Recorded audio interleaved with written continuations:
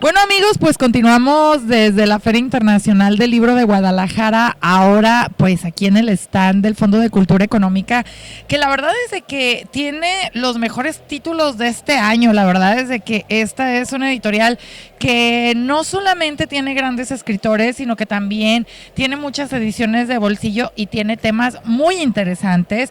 Este es el caso precisamente de este libro, donde aquí tengo a estos dos creadores que, más allá de acercarnos la historia así como lo hacían los maestros, de que te tienes que acordar de que realmente es un disfrute enterarnos y leer, porque todo lo que tiene que ver con la guerra, sobre todo ahora mismo que está Napoleón en el cine, que bueno, pues a partir de ahí todos se van siempre a ver otros lados y no se dan cuenta de la gran historia que también aquí existe en México. Entonces, bueno, voy a presentar primero a la derecha porque él se acomoda a mi derecha.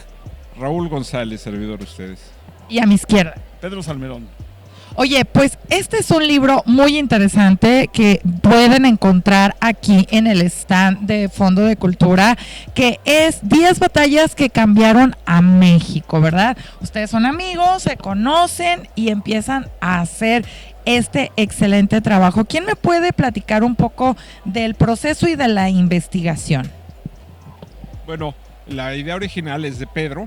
Ya habíamos tenido la oportunidad de escribir un libro también relacionado con una batalla muy importante, que es el sitio de Puebla, y hemos sido siempre unos curiosos de saber cómo fueron desarrollados esos eventos tan importantes que creemos transformaron a México, pero queríamos englobarlos a todos ellos y buscar un hilo que los uniera, buscar cada uno de ellos qué fue lo que aportaron para que se transformara México. Mira, acabas de mencionar Napoleón. Napoleón es una película malísima, no más... Está nominada mucho a pesar de... No, bueno, cuando digo malísima no me refiero a que si es históricamente buena o mala. Cuando yo voy al cine, no quiero aprender historia. Yo la historia la aprendo en los libros de investigación histórica, en los archivos, en las fuentes, no en el cine. Al cine yo voy a divertirme. Cuando voy al cine quiero... durante 2 horas o divertirme o involucrar las emociones, porque puede ser no diversión sino miedo, terror incluso, que va más allá del miedo, gusto, erotismo, tristeza, qué sé yo. Sí quiero involucrar el ámbito de las emociones cuando voy al cine, y esta película no me despertó, bueno, sí como no, básicamente aburrimiento. Básicamente la única emoción que me fue despertando fue aburrimiento. Pero, ¿por qué mencionas Napoleón? Porque la gente está yendo de manera masiva a ver esta película. Primero porque nos acordamos de lo que hizo el creador. Y si tú le preguntas a la gente de qué se acuerda de Gladiador, que es una película épica, de matanzas, de sangre, de pasión, de envidia, de gloria, de heroísmo. Y entonces... creíamos que íbamos a ver una película similar. No me importa si es el creador del Código Napoleónico o el que metió el sistema de... No, eso fue antes. No me importa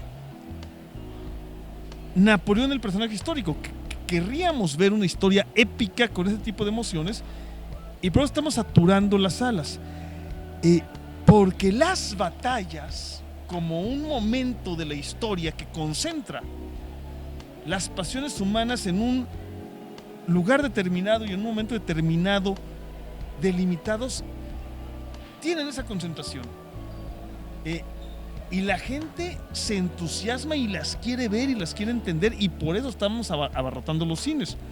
Nosotros tratamos de traerlo a un libro, porque esos momentos breves de la historia nos atraen tanto. ¿Por qué nos gustan tanto, compadre? Bueno, porque efectivamente en muchos de estos casos fincamos muchos de los hitos de nuestra historia a través de batallas, por ejemplo, y se dice, ¿qué hubiera pasado si en esta batalla sucede esto y no esto otro? Nuestro acontecer desde el día de hoy tiene mucho que ver, por ejemplo, y se dice la batalla de la Angostura. Si no hubiera pasado esto, no hubiéramos perdido Texas, por ejemplo. Es una creencia muy generalizada. ¿Qué hubiera pasado si el 5 de mayo el resultado es distinto? Y entonces sí fincamos mucho de lo que creemos que construye nuestra historia en estos momentos muy precisos. Por eso es esa atracción que tenemos nosotros y tratamos de justificar muchas cosas a través de los resultados o por qué no ocurre esto. Si tuviera parque no estaría usted aquí. Siempre hay ese buscar qué hubiese pasado si el resultado fuera distinto. Pero dijo algo muy bien Pedro, las batallas son algo muy especial, porque no nada más es un enfrentamiento del momento, un choque de armas, no. Una batalla, y es distinto de cualquier otro enfrentamiento bélico, que todo el mundo los confunde, cree que todos son batallas. No, la batalla tiene algo más, porque las batallas, en su resultado o no su resultado, son el concentrado de un conjunto de situaciones que contribuyen a que ese resultado fuera el que se tiene finalmente. Pues es que convergen muchísimas cosas, ¿no? Tanto lo social, lo cultural, tantas cosas que de repente, precisamente como comentas tú, Raúl, todos pensamos que es solamente el enfrentamiento, ¿no? Pero hay un montón de cosas que anteceden y también aquí el porqué de la guerra, el porqué de las batallas, el porqué para los estrategas es bien fácil jalar a las personas a la batalla también, ¿no? ¿O no? Fácil y no. Esa es otra parte de la batalla. O ahí mencionaste dos partes. Uno es el jefe, el que manda, el que conduce, y otro es la gente que va. ¿Por qué la gente de a pie, por qué seres humanos comunes y corrientes deciden estar ahí en la batalla? O la otra pregunta es, ¿lo deciden? Y en algunos casos te encuentras que no lo decidieron voluntariamente, que van obligados. En otros casos te encuentras que sí decidieron voluntariamente participar en los hechos. En cualquiera de los dos casos, para nosotros que hablamos de quienes participan en la batalla, es muy interesante saber qué tipo de ejército es. Es decir, los que participan disparando el fusil, esgrimiendo la espada, tirando las piedras con ondas, ¿sí? Esgrimiendo el macahuil, tirando del cañón. El que participa, ¿por qué participa? ¿Por qué está ahí? ¿Qué tan obligado o qué tan voluntario? Razona por qué está ahí, piensa por qué está ahí, lo decidió.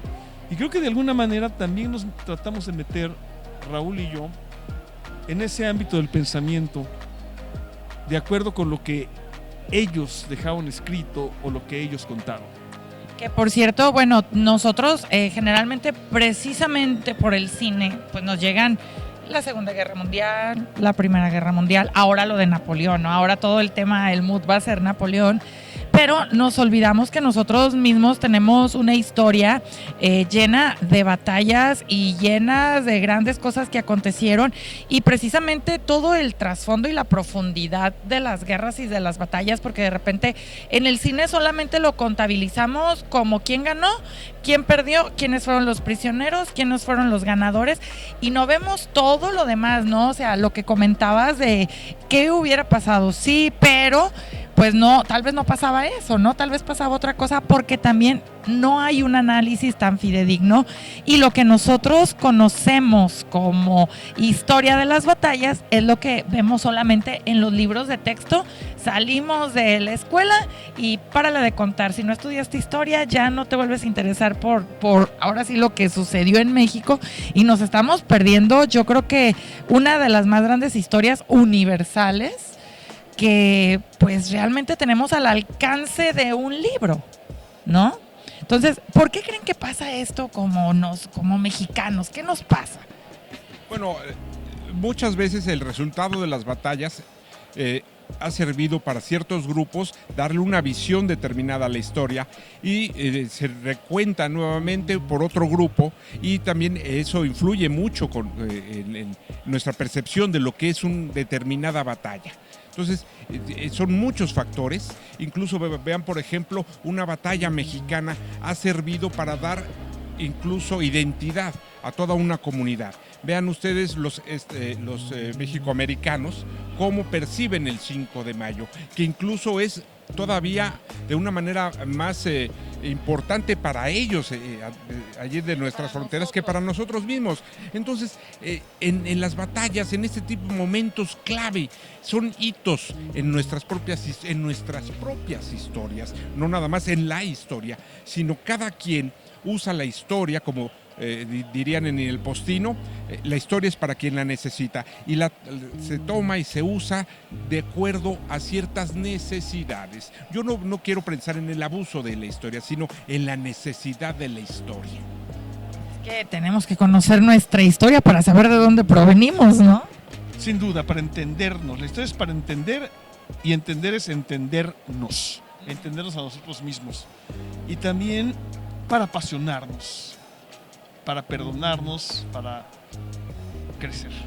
Cuéntame de estas 10 batallas que están compaginadas precisamente en este excelente libro.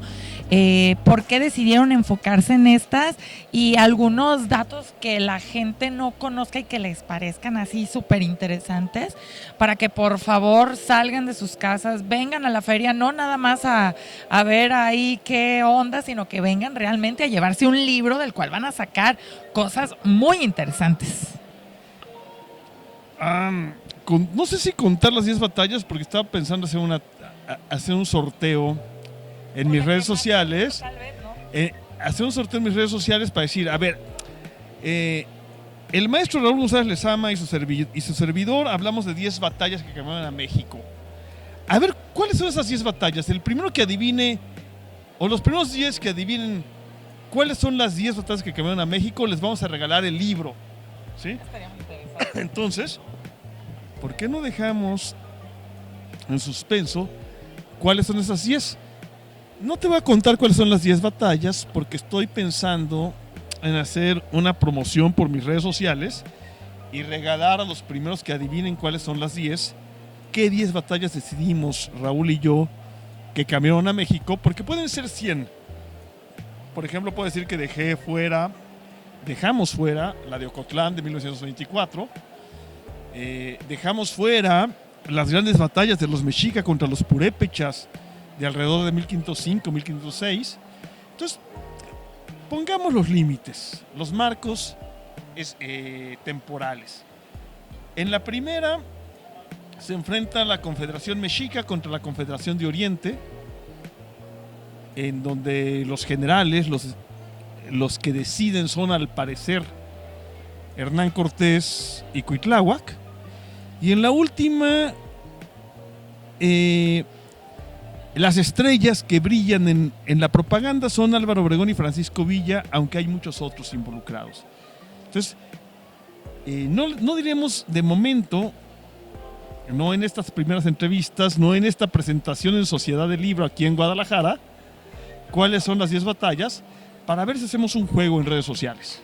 Y para que lo compren y lo descubran por ustedes mismos. Es como las películas, no les vamos a dar spoilers, sino ya van a saber de qué trata todo, ¿verdad? Así es, o se inconformen y digan, yo creo que esta otra y tal, pero yo creo que está bastante balanceado, tienen su razón de ser y son representativas de. Entonces, pero lo más interesante es que no nos hemos limitado demasiado al enfrentamiento físico que terminó pronto o rápido, dependiendo de qué batalla. En muchas batallas empiezan a fraguarse desde muy, muy atrás y tienen un desenlace en un solo momento. Pero eso es lo que es una de las cosas que queremos que vean nuestros lectores, que una batalla involucra muchísimo más que ese choque final. Tiene más que ver y esperamos que lo disfruten mucho eso. Oye, pero tiene un lenguaje muy accesible, que esto también es un dato muy interesante, porque si ustedes dicen, no me decido a comprarlo porque yo creo que no le voy a entender, no, la verdad es que tiene un lenguaje súper accesible en el que un lector nuevo puede aprender muchas cosas y un lector ávido puede reencontrar muchas cosas también. Las librerías del Fondo de Cultura Económica y de Educal, y ya dentro de un mes más o menos, en general en las librerías comerciales, ¿sí? En Gandhi, en Sótano, en donde sea. A Raúl lo puede leer mucho en las páginas del INERV, el Instituto Nacional de Estudios Históricos de las Revoluciones de México. Ahí de hecho pueden descargar libros gratis de Raúl. A mí, como lector historia en Twitter, es la red que más uso. Y decías que no te podíamos encontrar en línea, Raúl, por favor. Encantado. Y sí, efectivamente, como dice Pedro, ya tenemos experiencia, tanto él como yo, en este tipo de temas, y efectivamente en la página del INER, de manera gratuita, pueden descargar otras obras. Muchísimas gracias. Éxito, éxito.